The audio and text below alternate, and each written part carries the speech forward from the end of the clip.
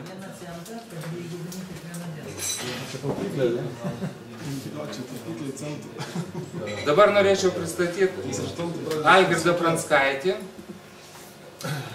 kuris yra atvedęs vieną kompaniją prieš 5 daugiau metų į Lietuvą ir mėnesinę apyvartą, jeigu neapsirinkų virš milijono, taip? O pajamos sudaro kelis procentus. Ir apie kaip 1 centas dauginasi, puikiai išdėstys. Prašom.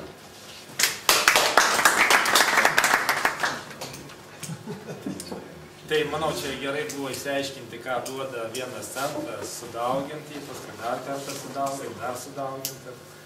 Ir 30 kartų padauginus gaunas tokia suma. Tai šiandien aš turbūt ir kalbėsiu apie tokią temą, verslas be rizikos, bet truputėlį dar prisistatysiu. Rimvydas pristatė mane šiek tiek. Šiaip teisingai su viena didelė tarptautinė kompanija mes pradėjome bendradarbiauti ir jau 5 metai darbuojamės Lietuvoje. Birželio mėnesį bus 5 metai, jau taškiant slenksčio. 96 metais man buvo pristatyta tokia kaip visiškai nauja negirdėta verslo idėja, būtent tinklinės rinkodaros sistema. Ir nieko nebuvau girdėjęs, nieko nesupratau tuo metu, bet kada buvo parodyti skaičiai, man labai pasidarė įdomu, nes čia kažkas įdomaus. Ir nuo 96 metų pradėjau domėtis iki šiandien, kas tai yra. Ir jeigu paklaustų, kas tai yra šiandien, dar sakyčiau, nežinau iki galo. Nes tai iš tikrųjų yra tiek daug visko į tai įeina, bet aš šiandien bandysiu paliesti kiek tai įmanoma. Ir apie tinklinę rinkodarą esu perskaitęs čia vienas iš tų knygos, tai turbūt ne mažiau metro, jeigu sudėtume knygas. Įvairiausių knygų yra labai gerų, yra labai prastų, įvairiausių. Iš tikrųjų, toje srityje yra ko tik nori. Bet kaip ten bebūtų, nuo 2005 metų rimtai užsiėmiau šitą veiklą ir per pusę metų padarėm tokį rezultatą. Pradėjau Estijoje ir per pusę metų kompanija, kuriai virš 50 metų, šiandien yra Lietuvoje, prieš 5 metus, kaip minėjau, birželio mėnesį. Tai nebuvo taip jau paprasta, nes labai didelės kompanijos į tokias mažas rinkas nelabai ir žiūri, nes mūsų rinką pažiūrėjęs su daugeliu pasaulio šalių ir kai kompanija virš 50 metų, virš 50 pasaulio rinkų dirbanti, reikėjo tikrai atlikti darbą. Bet ką man davė visą po to? Dėl to, kad buvau, kaip sakant, bankruotuose ir bankruoto ir šitą būtent galbūt ta situacija, kaip Rimvydui, kad atleido iš darbo, man gal dėl to, kad bankruotai ir aš būtent pamačiau kaip vieną iš galimybių. Ir įsukau šitą verslą, arba tebesukome šitą verslą Lietuvoje ir ne tik, tai apima ir daug pasaulio šalių. Bet ką man dar davė? Davė tai, kad aš pradėjau gauti tokias pajamas, kurios buvo nebenaudojamas versle, galėjau kurti kitas įmonės, investuoti kitus, kaip sakant, finansinius objektus. Ir tai verslas iš tikrųjų be rizikos, nes praktiškai nerizikuoja niekuom.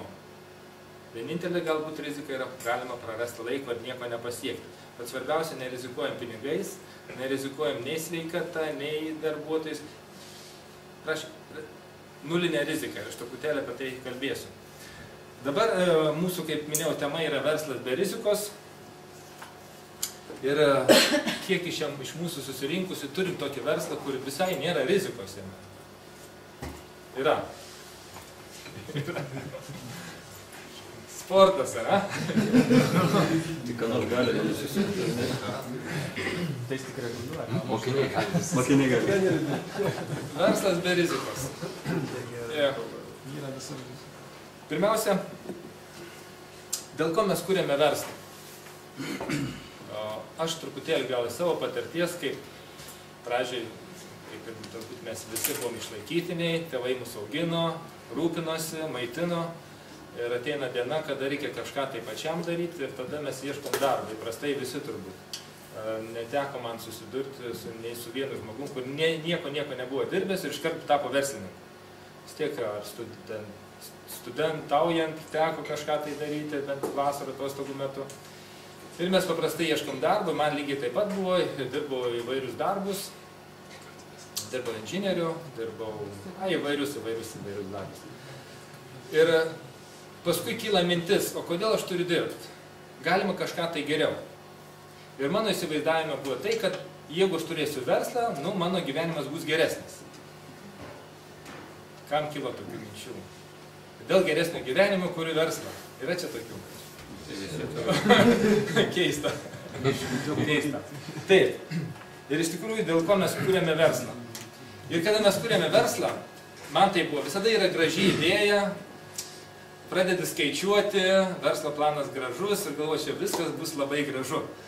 Ir įkūrėm verslą, ir pradedam darbuotis ir ne visada taip gaunas. Bet koks pagrindinis verslo tikslas? Likutis. Teisingai. Aš čia iš Rimvydo Jasinavičiaus seminaro pasimiau tokį jo užrašą, kad verslo pagrindinis tikslas – uždirbti grinasias pajamas.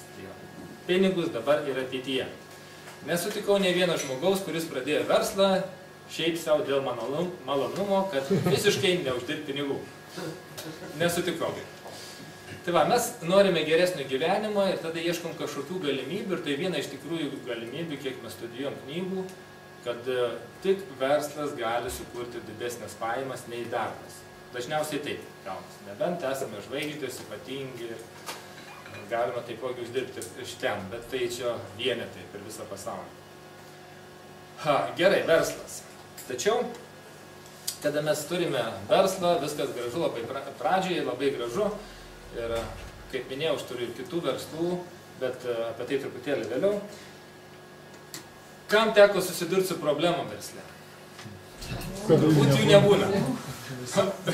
Būna problemų versle. Tai va, iš pradžių idėja graži, verslo planas, investuoji pinigus ir taip atrodo, viskas bus labai gražu.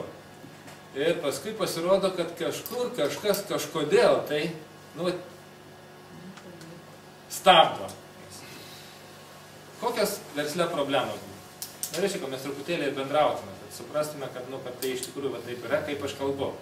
Kokių problemų mes atrandam versle? Reikalingos investicijos, kurių nėra.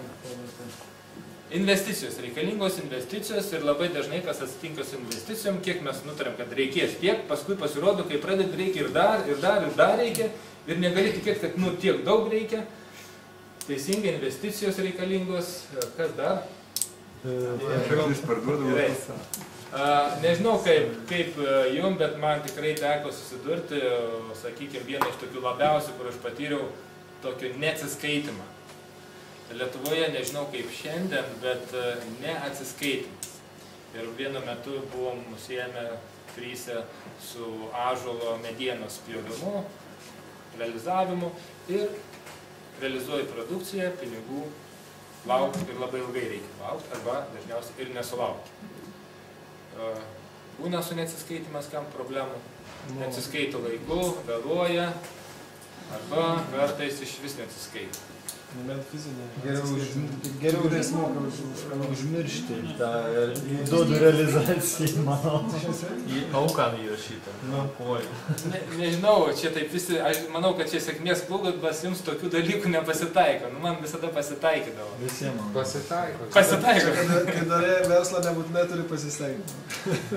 Aha. Ne iš pirmo karto vyksta. Tai va, nežinau, sakykime, turiu verslą Norvegijoje, ten irgi ir pinigai dideli sukasi, bet tas praškė visas pelnas yra skolose.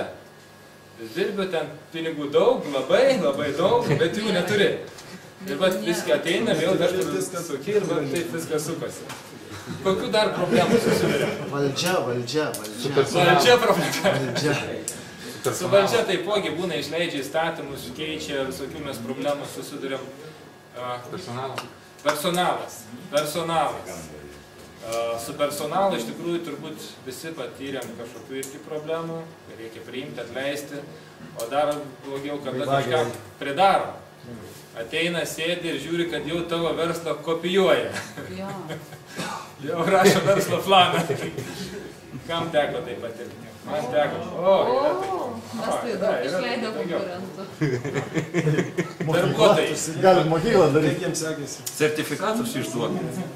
Vienus tikimės išstumti iš verslo planai tokie. Gerai, toliau darbuotojai. Nu, visokių dalykų su darbuotojais nutinka. Įvairiausių. Nežinau, man tai tikrai teko susidurti ir iki šiandien susiduriu, kad versle su darbuotojais irgi būna labai įdomių dalykų. Labai. Turbūt niekam neteko turėti problemų su darbuotojais, bet man teko.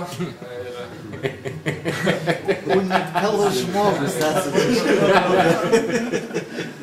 Tai va, aš esu patyręs. Reiškia, bent kuriuo atveju, kada mes įkuriam verslą, mes tikimės, kad viskas bus gerai ir mes norim geresnio gyvenimo, bet dažnai tas geresnis gyvenimas mums pasidaro tarsi ir nebegeresnis. Ir šiandien kiek esu daug sutikęs verslininkų, kurie daug metų net atostogose nebuvo. Uždirba ir pinigų, bet neturi kaip palikti įmonės. Nes jeigu tik paliks, gali būti blogai. Užsilenkti. Gali užsilenkti, gali dar kažkokie dalykai. Kitas dalykas, dar labai toks mano stebėtas buvo, žmonės per verslus susigadina sveikatą. Daugelis praranda ir šeimą. Man teko tai matyti, nežinau kaip jums šitose srityse, bet tai iš tikrųjų planavom labai gero, kad turėti geresnį gyvenimą, bet atsiduriam dideliuose problemus. Bet visada turim vilti, kad jos mūsų pasitrauks. Nu ir taip metai iš metų ir mes siekiam to. Gerai, apie rizikas versle. Kokios gali būti rizikos versle? Vienas buvo čia iš tų pradžių ir iš problemų, kuri gali virsti riziką. Įdėjom pinigus, padarėm gamybos procesą, padarėm produktą, realizavom, laukiam pinigų. Nėra pinigų. Nu tai esu patyręs labai daug kartų, pradedant nuo Rusijos krizės ir atsimenu asmeniškai dar tais laikais senesniais iš Vokietijos mašinas varinėdavau, 2 mašinas pavogė. O tuo metu būdavo mašinos pagal pajamas, kainos, buvo labai dideli pinigai. Kai 2 mašinas pavogė visus apivartinius. Tai va, įvairiausių dalykų gali nutikti rizikų. Kokios dar gali būti rizikos versle? Jų yra gan daug, bet pati didžiausia rizika versle tai yra bankrutuoti, prarasti viską. Man teko patirti kelis kartus tai, kai prarandi viską, bet yra labai gerai, kada prarandi viską. Bet yra žymiai blogiau, kada prarandi dar žymiai daugiau negu turėjai. Visai kitai yra skolinta. Ir esi žemiau grindų. Ir versliai atsitinka tokie dalykai, čia vėlgi iš Rimvydo Jasinavičiaus tos skaičius paėmiau, kas atsitinka per 5 metus, kada žmonės kuria verslą tikėdamėsi geresnio gyvenimo. Žmonės, kurie turi tokį verslo priepolį, sako, nusiboda dirbti kitam, darysiu verslą. Esam tokių žmonių sutikę. Nebedirbsiu, Rimvydo geresnis, bent sako viso gero, ir tada nėra ką daryti, bet daugelį nusiboda kitam daryti, eisiu ir kursiu verslą. Ir šitie žmonės vadinam ties verslo priepolis, čia gali būti bent kokie darbuotojai, tiek administracijų, nesvarbu kokio lygio darbuotojai, įkuria savo verslą. Per 5 metus mes matom nuo 67 iki 90% yra bankrotas per pirmus 5 metus. Kas vyksta toliau, tai mes žinom, kad bankrotai nesustoja. Sudėtinga. Kūrybiškumas, aukšta savivertė. Yra žmonių, kurie labai kūrybingi, labai geri specialistai ir žino, jeigu jie įkurs verslą, tai tikrai tas verslas išliks. Ir tai gali būti labai aukštos kvalifikacijos specialistai. Sakykime, pats geriausias restorane virėjas arba viešbučio restorane virėjas sugalvoja kurti savo verslą. Jis yra geriausias. Ir jisai įkuria savo verslą. Per 5 metus nuo 50 iki 80% yra bankrotai. Visų šitų įkurtų tokių verslų. Visada idėja yra graži. Sėkmingas pavyzdys.